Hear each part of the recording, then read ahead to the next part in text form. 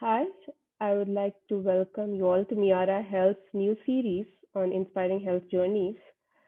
For this first episode, we have Indu Venkatramani from Zurich, who is going to talk a little more about her journey with her health. Hi, welcome, Indu.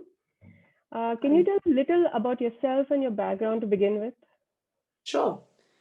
So I was born in India. I lived in India until I was 10 years old. I lived in Bombay. I'm South Indian, but we moved to Australia when I was 10. So I grew up the rest in Australia. I did my university education in Australia. I'm an Australian lawyer.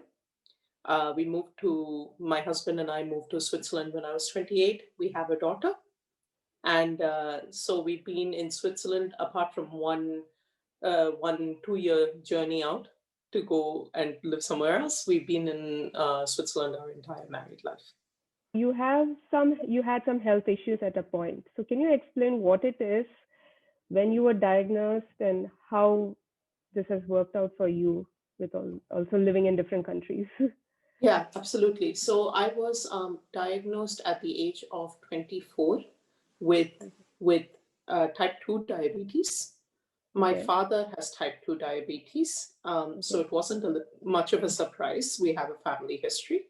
I also had polycystic ovarian syndrome in the lead up to my diagnosis.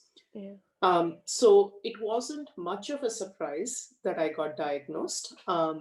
It was on the cards at some point, it would happen. My father was also diagnosed at the age of 24. So Okay. it was kind of a little bit of history repeating itself. Yeah.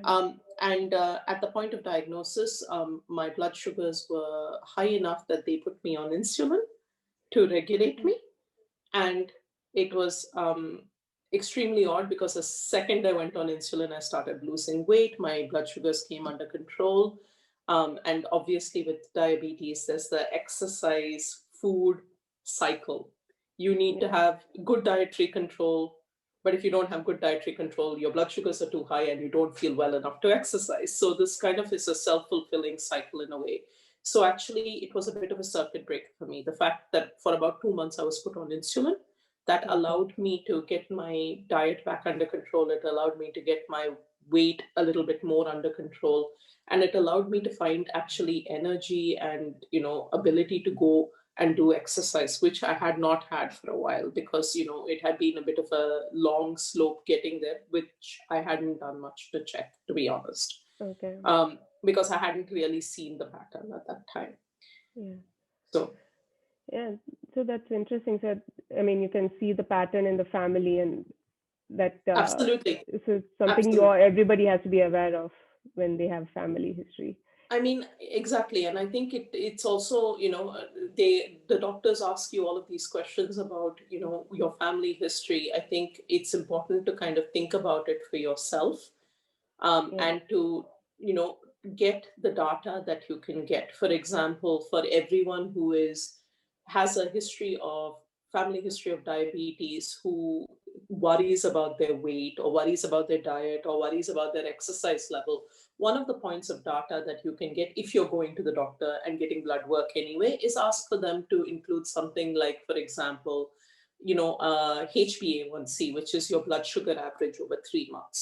Yeah. So Okay. it's not a conclusive piece of data, but it's a piece of data that gives you some information about whether you have a reason to be concerned about it, Yeah. or if you're actually okay and you can start doing some preventative stuff to keep yourself okay. Yeah. That's So, true. That comes to my next question about when did you realize you need to make a lifestyle change right. with this health problem as opposed to So just I the think, medication? yeah, Yeah. I think the biggest change for me actually came, as I said, I was diagnosed when I was 24, Yeah. and I moved to Switzerland when I was 28. Okay. And I found my amazing doctor when I was 30. And I was thinking about having a child. At that point, I realized there are things that are a little bit harder than they should be. And Hmm. I had a wonderful GP who had basically, just kept me humming along in the background.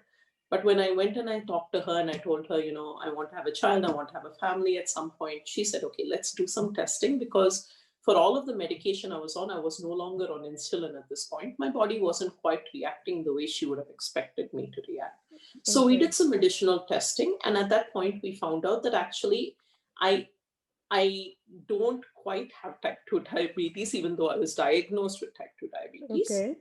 So diabetes is a set of illnesses, and your body can, as a type 2 diabetic, over time stop producing insulin.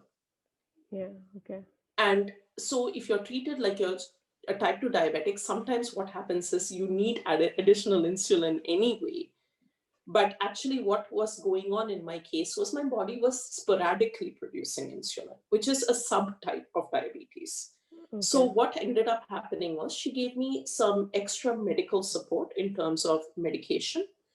Um, Again, that medication really, really kick-started because you can put a lot of effort in, but Yeah. if your blood work isn't cooperating, it's Yeah. actually very challenging to keep that going. So I got a lot more disciplined. And in fact, it's funny that I say that because right here I have my testing kit sitting next to me.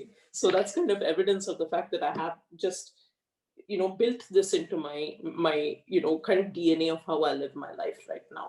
So the changes that you're talking about really came in. For me, the biggest inspiration behind wanting to be more healthy, more sustainable in the way, for me, it doesn't make a lot of sense if you run a marathon one day and, the next day you're completely doing whatever you want, Yeah. right? So you have to be sustainable about it. And for me, the biggest driver behind that sustainability was realizing that I would have a child in my life who potentially would have some of the same inherited health issues that I have. Yeah. So, modeling some good behavior, making sure that I demonstrate it to her, it doesn't feel like it's a deprivation. It doesn't actually. I can have whatever I want. I just need to consult the sources of data. And so, this is for me a running theme. I think the biggest piece of empowerment anyone can have with any health condition, including diabetes, Mm-hmm. is really have an open conversation with your doctor about what are the sources of data I can have in front of me. So Okay. with diabetes, I can tell you it is that HbA1c that I talked to you about, which is a Mm-hmm. once in every 3 month average. It is your ongoing monitoring, which I always do in the morning before breakfast. And I Okay. usually do it a couple of times, 2 hours after a meal, because Okay. that then tells me if my blood sugar is in a healthy range. And Okay. I can choose what I want to eat in correspondence with what my blood sugar monitor is telling me. Okay. So it's actually becomes a pattern that is very easy to follow. It's not always logical or consistent because sometimes you'll have eaten perfectly and your blood sugar will still not be perfect. Okay. And that can be quite frustrating. But one of the things that I've had to kind of find a way of doing is putting that frustration away because Okay. you just do the best you can. Yeah. So I think that all of that kind of helped me to get to a point where I lost. I mean, it was never a focus for me. Weight loss, I think, should stop being a focus for people. Honestly, I can't say this strongly enough. It is a number on a scale. There are a number of other parameters. You need to think about all of those parameters in context, and you need to feel comfortable with where you sit in that Mm-hmm. context. So I'm not advocating weight loss as an absolute end goal, but for me, that was certainly one of the factors that I needed to get into control. Mm-hmm. And I managed to get that into reasonable control before I had my daughter, and she was born extremely healthily as a result. Good. So I was very honestly probably one of the proudest moments in my life was when I had my daughter and I realized the amount of hard work that had gone into that, into having this child was, and my family is complete because we were able to, and it's a, I will say the support of my husband was invaluable in this because he also was very careful about how he ate. He made sure that he, you know, kept temptations away, or when we indulged in temptations, he really made sure it was something we would enjoy a lot and feel no regret around. And that's what I would highly recommend. Get a partner that, in terms of like making sure, talk about other people who you love about your health journey. Yeah. Be open about it. There is not anything to be ashamed of. These are conditions that happen, and particularly for Southeast Asian Yeah. communities, these are Yeah. very prevalent conditions. Yeah. They're not things to be ashamed of at all. They're things Mm-hmm. that we can empower ourselves around. And I think women should, particularly because we bring up the entire family. So it's important So that we do. true. So true. one of the points of shame I certainly had, and I felt a lot of shame at the beginning of the diagnosis, which is probably why I took it seriously, but probably why I didn't take the right actions connected Okay. to it, right? I felt shame because I was big. I felt shame because I was not slender. All of the things that Indian communities kind of put on women in terms of expectation, right? And I think that one of the things that I've had to learn to do is to educate the people who love me. Because when they talk to me about diabetes, even my parents, as I said, my dad is diabetic himself, has been diabetic since he was 24. My mother is also diabetic now. She got diagnosed much, much later in her 60s. So Mhm. I have family history from both sides. Yeah. But when I talk to them, a lot of the time it was, you're a little bit fat. And I had to actually say to them, I love you. And it's not untrue. I was a little bit bigger than I needed to be, a lot bigger than I needed to be. But the focus was on the wrong area. Talk to me about my health. Don't talk to Yeah. me about my weight. And yes, of course, if I'm healthy, my weight will get to a range which is healthy. Yeah. But I think that people should also feel very comfortable in defining for themselves what being helpful looks like and asking people to be helpful in a way that is actually helpful to them. Yes. Okay, so don't come to me every Diwali and give me, a bucket of sweets and then tell me I'm big. This kind of balance is very difficult to, and our culture sometimes makes it challenging. So I would Yeah. say it's a recommendation to anyone who's, again, with any health condition, to really think Yeah. about what does support look like to you Yeah. and ask for that support. Be specific about what you need. Yeah. And, these people love you. They will give it to you, but they don't Yes. know necessarily, right?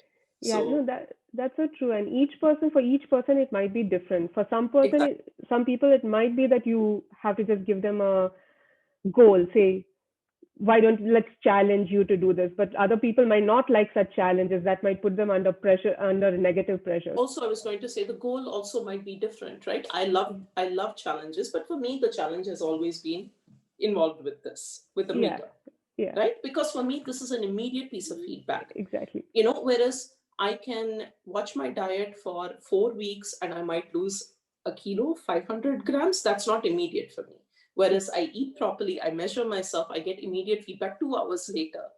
yeah, And for me, this is more motivating than this longer term goal. yeah, And actually, coincidentally, if I get that one right, the other one follows. yeah, So it's about figuring out for yourself. And again, that's it.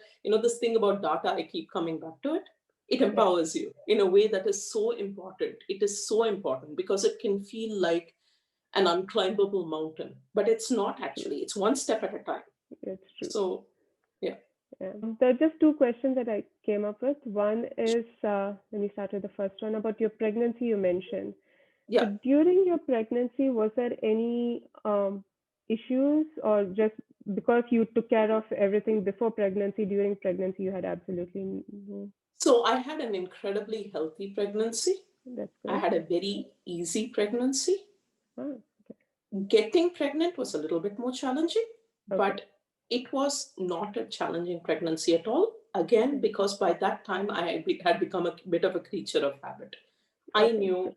if I measure myself in the morning and I'm a little bit high, that means I can't have too much carbs during the day. Okay. So I did something which I call eating to my meter. I'm sure there's probably a medical term to it, but Okay. I ate to my meter. I said, I took the cues and I measured myself a lot during my pregnancy. Okay. And, as a result, actually, it was funny during the pregnancy, everyone worries with diabetes, gestational diabetes, people who are Yeah. either Yeah. hypoglycemic, all of that, they worry about the size of the baby. And size of the baby obviously has immediate impact in terms of the ease of childbirth, all of that. But Yeah. it also has impact in terms of the health for the child Yeah. downstream. Yeah. So it was funny because throughout my pregnancy, every doctor I spoke to said, be careful, don't want the baby to weigh too much. Don't be careful, don't want the baby to weigh too Yeah. much. And then when I got into my third trimester, they went, oh my God, the baby's too small, start eating. So I had a little bit the other experience where Okay. I was so careful throughout my pregnancy. And Ashima was born, I would say, on the smaller side. She was tall, but she was very slender when she was born. Okay. And but it was she was perfectly healthy. And again, this is where I say advocate for yourself, know what you want, Yeah. and in many things, I think we are afraid to put ourselves first. Yeah. But again, with women, if you don't put yourself first, your family doesn't come first, right? Yeah. We are so linked to our families. I think that advocating for yourself is advocating for them. And I Yeah. think that if that helps even one woman stand up and go to a doctor and say, you know what, you need to listen to what I'm saying now. Yeah. This is actually a great thing, I think. Yeah. That's really true. Um, the other quick question I had about is the nutrition part. Did you, Yeah. so you said you monitor yourself and eat based on what the data tells you. Um, but the content that you eat, did you go to a nutritionist and discuss this, or So, how do you yeah. decide what it is based on that data? So, absolutely. So, what I would say is that if you are diagnosed as a diabetic or as a pre diabetic or have gestational diabetes Yeah. or even have it as a history in a family, it's not a bad thing to find someone called a they're called different things in different countries, but basically, an endocrinologist is a diabetes specialist who's a doctor. Then you have diabetes educators. They call that both here in Switzerland and in Australia, but there will be an equivalent of a diabetes educator somewhere. And that is basically someone who's either a doctor or a nurse who has Okay. got a medical background as a specialist in management of diabetes and related disorders. Okay. So that person will give you some context and some information. The one thing I would say is the educators focus on something.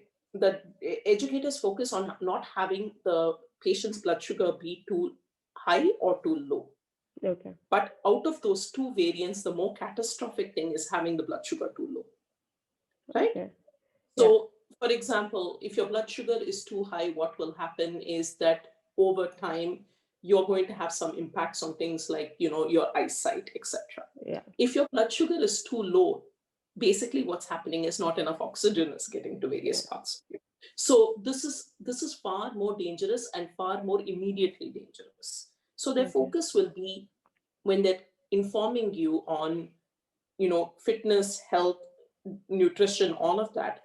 The bigger focus is going to be on not letting the patient get too low, Okay. right? So the advice that they give you generally tends to be what portion of carbohydrates is a good portion of carbohydrates to make Okay. sure you don't get too low, Okay. which is important to know. But it is also a pretty generic thing that they're telling you. And as you've mentioned several times, everyone's health is, everyone's body is different. Everyone's Yeah. health is different.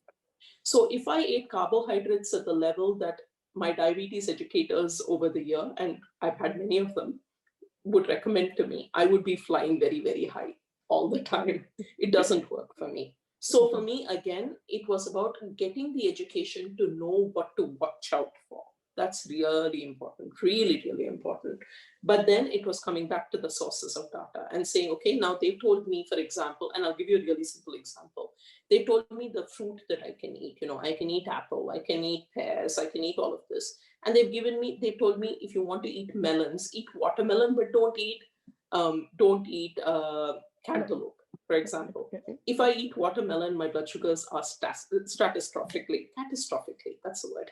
Thank you. Hi. Okay. So it was about figuring out that this general advice actually in some portions really did not work for me. And Okay. then That's as a result, the only way you ever know that is by eating, testing, and then going, okay, I'm going to try it one more time because I love that thing perhaps.